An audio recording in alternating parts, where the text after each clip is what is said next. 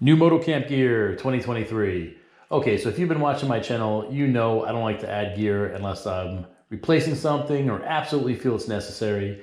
And even then I will scrutinize each piece of gear for weight and pack size. And it's wintertime here in New Jersey, so it's time to look over the past year of gear I used, what might not have worked so great, and maybe do some upgrades. So this year I'm upgrading 2 items and I'm adding in 2 others that I feel are necessary. So let's see what I got. Okay, have a little Rosavino here, excuse me. Okay, first piece of gear I purchased for 2023 is Smartwool base layer bottoms. This is something that I ran into in Ticonderoga when we hit some low temperatures in the 30s that I wish I had a nice wool base layer. This is not old school wool where it's itchy. It's really soft.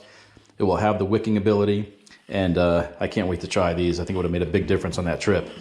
I just got the bottoms because I actually have a top already, which is not Smartwool, but it's a wicking top, and I've never had an issue with the top, so I'm gonna stick with that. Maybe next year I'll upgrade the top. So that's upgrade number 1.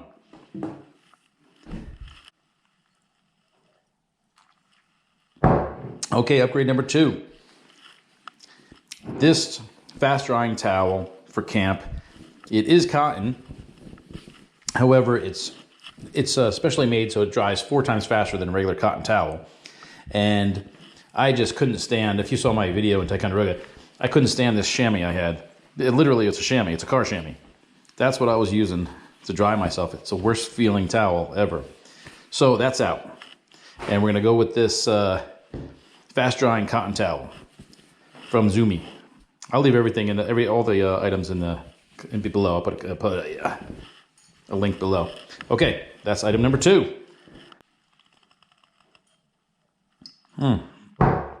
Item number 3 is a wool camping blanket.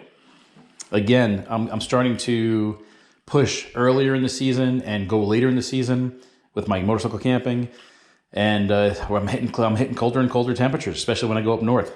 So I'm adding in this wool blanket. It doesn't take up much room. It's pretty light. I think it's going to make a big difference in my camping, in my sleep system. I'll leave the link for that below. Okay, that's number 3. Number 4. Okay, what is this? It's a March Wake camping cot.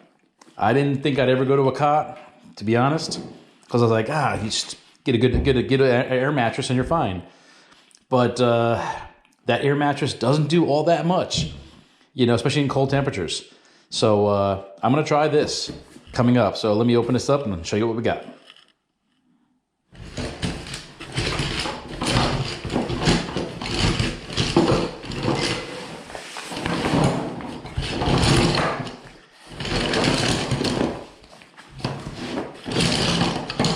So here is the camping cot.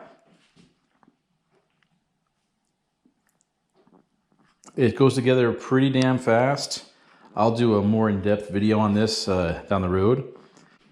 Let's take a look at the bottom of this cot. And it went together real easy. It's a Marchway, just like the chairs. I have a Marchway camp chair. It went together real easy.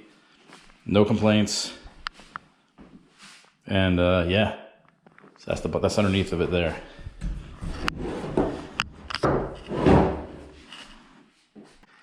But I decided to add this into my sleep system. Let me show you what that looks like. You have your air mattress on top of the cot, just like that. And I've tried this out, and it is more comfortable than you can imagine. Okay, so next. And of course, the sleeping bag on top of that.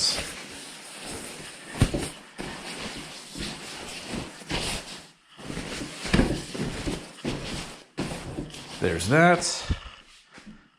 Sleeping bag, air mattress, cots. I know it's looking like a lot on a motorcycle, but it all fits. Blanket if needed.